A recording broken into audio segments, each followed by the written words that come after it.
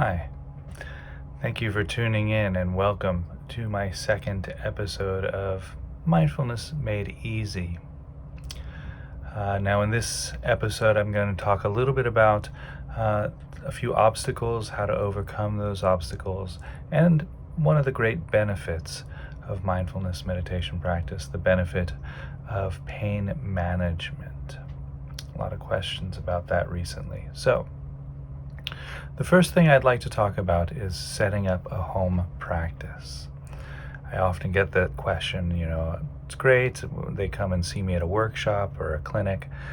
I give a guided meditation, and they ask, well, how can I bring this home with me? Okay. The first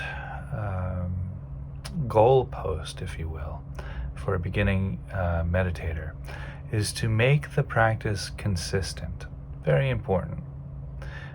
The greatest benefit of meditation comes when we can practice on a daily basis.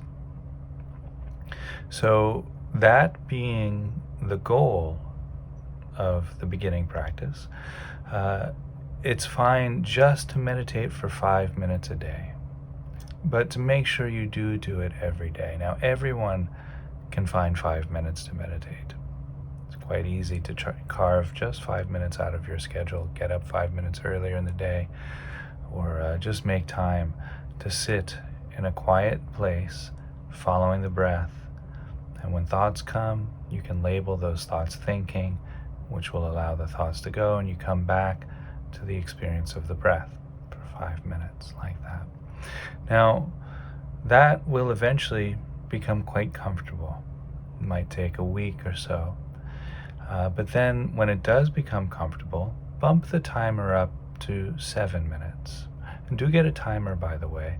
I do recommend the Insight meditation timer. It's a free download and it's very easy to use. Insight meditation timer. Okay, bump the timer up to 7 minutes, do 7 minutes. Do that for about a week or 10 days. Then that will start to feel really comfortable. It'll start to feel that 7 minutes isn't really enough time. Bump the timer up again to 10 minutes. Then to do that for maybe a week. That will start to feel good.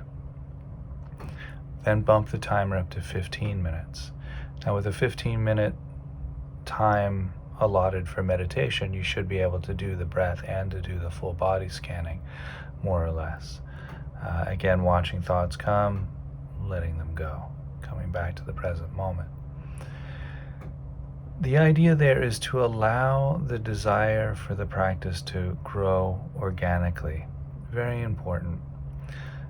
There are many teachers who tell students, many well-respected teachers who will tell students, oh, you should meditate a half an hour twice a day. And it might stick for a week or two, but more often than not, those people end up leaving the practice because the desire for it isn't there. They meditate for 10 minutes and then the rest of the 20 minutes they're looking at the timer. When is this going to finish? When is this going to finish? That's not healthy. It should never feel like a chore. And even if you've set the timer for 5 minutes and you come and it feels like something you have to do rather than you want to do, maybe take the day off like that. It should never really feel like a chore. It always should feel like something you want to be doing. And then the time will grow as the practice matures. You'll just start to organically, naturally desire more time for meditation because it feels good. And the benefits are greater. If you can sit for 20 minutes, the benefit of that meditation session will be greater than the benefit of a 5-minute meditation. So you start to notice more and more benefit as the time expands. But again, just allowing that to mature organically on its own. Okay, now in the first video I also talked about getting discouraged by thoughts and how we can circumvent that by knowing that the thoughts are really where the work is. The more we label the thoughts thinking, allowing the thoughts to go, the stronger we become in our awareness and attention. And that becomes useful in the meditation practice. Now, I also want to point out that when we feel like, oh, I can't do this, my mind's too active, we are then practicing or emphasizing the results rather than practicing the method to get to the results. So again, using the analogy of the workout at the gym, if I hear the meditation bell ring and I just expect my mind to magically be quiet because a bell rang, then I'm practicing the results. I'm not doing the method to get to the results. The method is going into the meditation practice when the bell rings, and then each time a thought distracts us, we label that thought thinking, we come back to the present moment. Again, like lifting a weight each time we do that. So if I come to the meditation session, I ring the bell, and I just expect my mind to be quiet, that's like me going to the gym and looking at my arms and thinking, well, why aren't my arms big yet? Right? Because I haven't lifted any weights. Then I'm expecting the results without doing the method to get to the results. In mindfulness meditation, the method is observing the thoughts and letting the thoughts go, coming back to the present moment. Another thought will distract you, letting that thought go, coming back to the present moment. Another distracting thought will come up, you let that thought go, come back to the present moment. Over and over again, eventually that gap in between the thoughts starts to become clearer and clearer. Going to the gym, doing reps, eventually the arms get larger and larger, so forth. So again, very important to distinguish the method from the result. Practice the method to get to the result. Don't go to the meditation and just expect the results or practice the results without doing the method to get to the results. Okay, I think I've beaten that horse dead. Now, I mentioned one of the great benefits of this type of meditation practice, and that is pain management. And so it works like this. We start with bringing awareness and attention to the breath, entering and leaving the nose, touching the back of the throat, the rib cage expanding and contracting. So really experiencing all of the breath. And you'll notice we started small at the nose, awareness getting larger and larger. So it's this, experience of awareness getting just slightly larger as we go through the practice. Then as we add the sensations of the body, now awareness is getting larger and larger and larger, experiencing all of the breath and all of the body all at the same time. And for clearer instructions on all of that, go back to the first video and check that out. There's also a few guided meditations. The practice is outlined in detail in my book, too, Such Sweet Thunder. So if you're just tuning into this video, I'm kind of skipping ahead a bit. Okay, then we'll include the experience of sound as well. So breath, body, and sound. So awareness getting larger, larger, larger, larger, larger, larger, and larger as we go through the practice. So I like to use the example of a toothache. I had an infected gum I guess almost 2 years ago now, but it was really tough.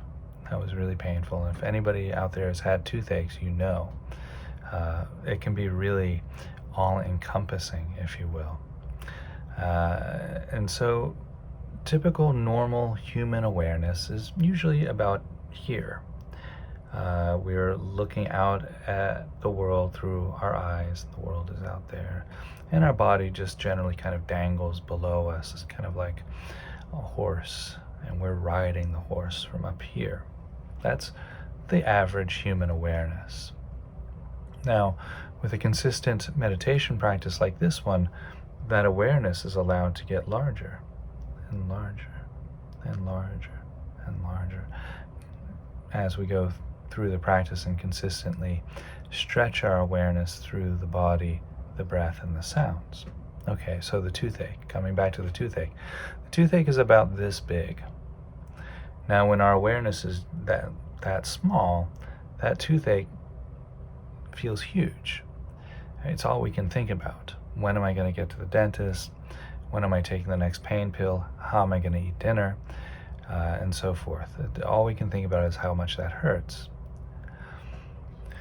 Now, when we allow awareness to gradually get larger and larger with a consistent meditation practice, that toothache is actually the same size, but it feels smaller and smaller because our awareness around it is getting larger and larger.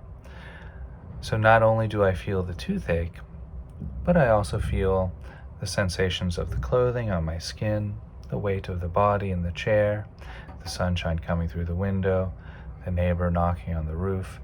Whatever it is that's arising in the present moment, it's all allowed in. So we're not collapsed down as we would be habitually on the pain, the sensation of pain. So again, allowing awareness to expand out, expand out, expand out, the pain seems like it gets smaller and smaller. It's actually the same size, but we're taking more and more of the present moment in with it. We don't repress the pain. We don't ignore it. We don't try to push it away.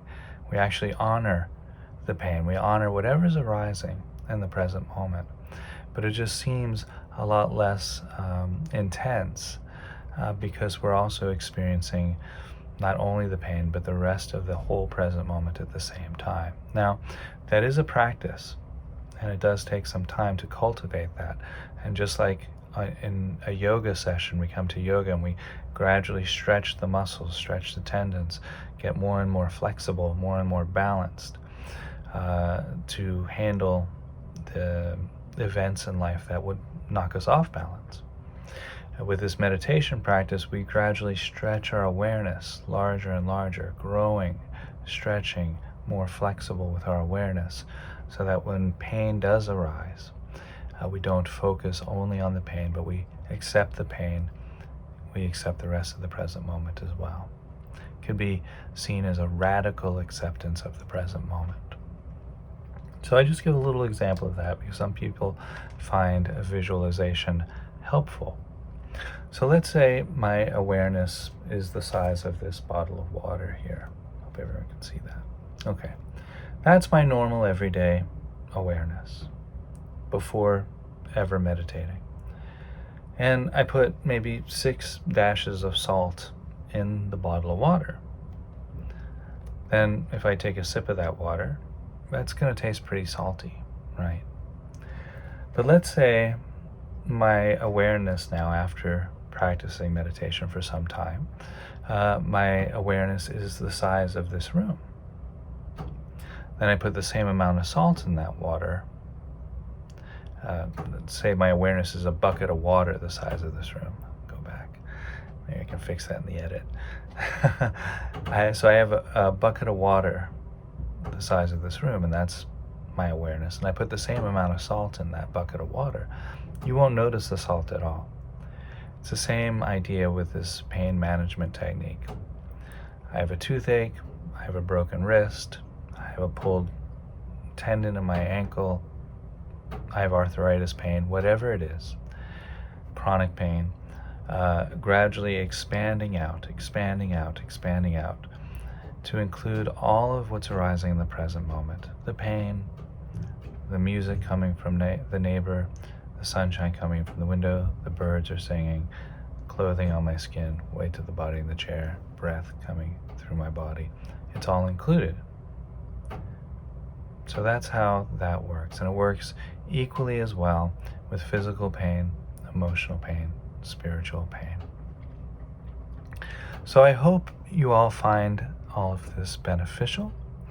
For more information about any of this, you can visit my website, www.suchsweetthunder.org. Also, if there are ever any questions about meditation, anything you've seen in my writings that you'd like to ask me about, always feel free to email me. My email information, my contact information is all on the website as well. Thank you very much, and I'll just ring the bell here to close.